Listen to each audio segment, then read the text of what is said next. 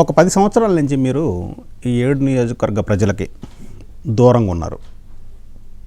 మరి ఆ గ్యాప్ని ఇప్పుడు మళ్ళా ఎన్నికల్లోకి వెళ్తున్నారు. ఇంకొక 40-50 రోజులు ఎన్నికలు వస్తున్నాయి. ఆ గ్యాప్ని మీరు వెళ్ళి ఏ విధంగా ఎక్స్ప్లెయిన్ చేస్తారు మీ ప్రజలకి?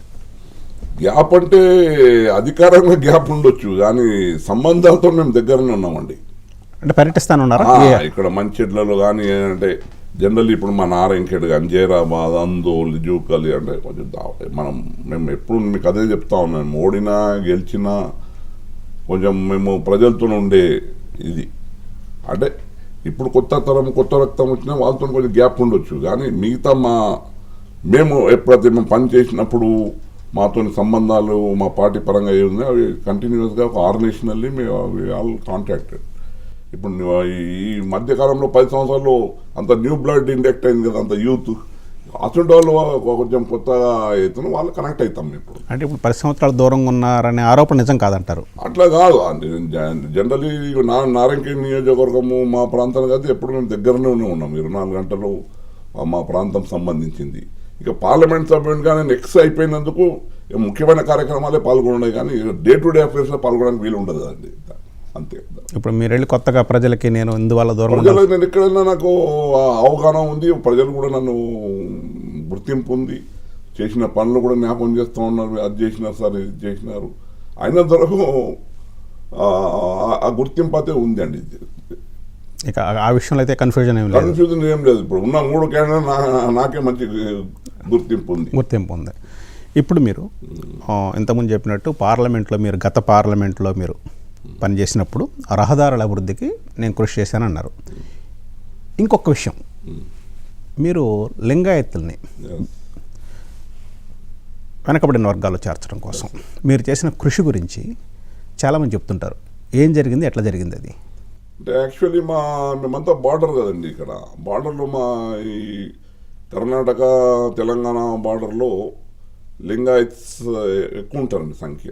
అంటే మొత్తం ఇప్పుడు తెలంగాణ రాష్ట్రంలో కనీసం 25 లక్షల జనాభా ఉంటుంది. ఈవెన్ హైదరాబాద్ సిటీలో కూడా అక్కడ అన్ని మైగ్రేట్ అయ్యి ఒక 3-4 లక్షల మంది, 4 లక్షల జనాలు ఉంటారు లింగాయత్. అంటే రాష్ట్రం మొత్తంగా ఒక కొడంగల్కి మొదలు పెడితే, నారాయణపేటకి మొదలు పెడితే, అంటే ఈ కర్ణాటక బార్డర్లో నారాయణపేట కొడంగల్కి మొదలు పెడితే వికారాబాద్ కానీ, తాండూరు కానీ, మరి జైరాబాద్ కానీ, అందోల్ కానీ, నారాయణఖేడ్ కానీ, మా జూకల్ కానీ, మా బాన్స్వాడ, బోధన వరకు ఈ బెల్ట్లో లింగాయత్ కమ్యూనిటీస్ ఉన్నారండి. అంటే ఆనాడు నేను ఎమ్మెల్యేగా ఉన్నాను, నారాయణఖేడ్ ఎమ్మెల్యేగా. మా రాజశేఖర రెడ్డి గారికి మా నారాయణఖేడ్ వచ్చినప్పుడు నేను రిప్రజెంట్ చేసినాను, సార్ మా ప్రాంతంలో లింగాయత్ కమ్యూనిటీస్ ఉన్నారు, కానీ ఎకనామికల్లీ చాలా మైగ్రేట్ అవుతూ ఉన్నారు, వాళ్ళకు కొంచెం ఆర్థిక పరిస్థితి బాగాలేదు, వాళ్ళ బీసీలో ఉంటే వాళ్ళకి అన్ని విధాలుగా సౌకర్యంగా ఉంటుంది సార్ అంటే రాజశేఖర రెడ్డి గారు ఇమీడియట్ నేను అడిగిన మరుక్షణమే నేనే తప్పకుండా చేస్తానని అక్కడ మా మీటింగ్లో మాట ఇచ్చిన 2 రోజులకే జీవో ఇష్యూ చేసి బీసీ కమిషన్కి ఇన్స్ట్రక్షన్స్ స్టడీ చేసి దీనికి అర్హులా కాదా అని వారు చెప్పడం వల్ల గవర్నమెంట్ నుంచి మళ్ళీ వాటి వితిన్ 2 monthsలోనే బీసీ కమిషన్ కూడా మొత్తం త్రూఅవుట్ స్టేట్లో తిరిగి నిజంగా అర్హులా అని వాళ్ళు రిపోర్ట్ ఇవ్వడం జరిగింది. ఆ రిపోర్ట్ ప్రకారం క్యాబినెట్లో మరి క్లియర్ చేసి బీసీడీలో మరి లాస్ట్ జియో ఆఫ్ 2009 అంటే మా లింగాయత్లకే లింగా బలిజకు మా రాజశేఖర గారి ఆధ్వర్యంలో మాకు బీసీ స్టేటస్ రావడం జరిగిందండి. అప్పుడు ఎన్నికలు అయిన నెక్స్ట్ 2 monthsలో ఎన్నికలు ఉండే. అప్పుడు మళ్ళీ నన్ను జయరాబాద్ పార్లమెంట్ నియోజకవర్గం కొత్తగా ఉండే రాజశేఖర రెడ్డి గారు అన్నారు, మీ సామాజిక వర్గం ఇక్కడ బాగా ఉంది సురేష్, నేను వెళ్ళి కాంటాక్ట్ చేయి అని. నాకు ఎమ్మెల్యే ఉంటేనే బాగుండే సార్ అని అంటే, లేదు కృష్ణారెడ్డి గారు మా సీనియర్ ఉంటాను, ఆయనకే ఎంపీకి పొమ్మన్నారు. లేదు సార్ నేను ఎంపీగా ఎమ్మెల్యేగా ఉంటాను, సురేష్కి పంపండి అంటే, ఇక రాజశేఖర్ గారు నన్ను మరి మీ సామాజిక వర్గం కూడా అయింది, మీకు బీసీ కూడా చేసినాము, వెళ్ళి కాంటాక్ట్ చేయండి అంటే నేను 2009లో అక్కడ పోటీ చేయడం జరిగింది. దాంతో ప్రజలు కూడా ఆశీర్వదించారు. అప్పుడు మీరు ఎమ్మెల్యేగాను ఉన్నారు, ఎంపీగాను ఉన్నారు, ఆ తేడా ఏంటి? మీరు అనిపించిన తేడా ఏంటి? ఎమ్మెల్యేగా మీరు చేయగలిగింది, ఎంపీగా మీరు చేయగలిగింది, రెండింటికి తేడా ఏంటి? ఒక ఎమ్మెల్యేకి ఒక ఎంపీకి ఉన్న తేడా, మీరు 2 ఉన్నారు కదా మీరు. ఇప్పుడు ఎమ్మెల్యే అంటే ఏంటంటే మనం డే టు డే మన కాన్స్టిట్యున్సీకి ఎట్లా అంటే ప్రతి చిన్న విషయం, మైక్రో లెవెల్ ఇష్యూ కూడా మనం అటెండ్ కావాల్సి వస్తుంది.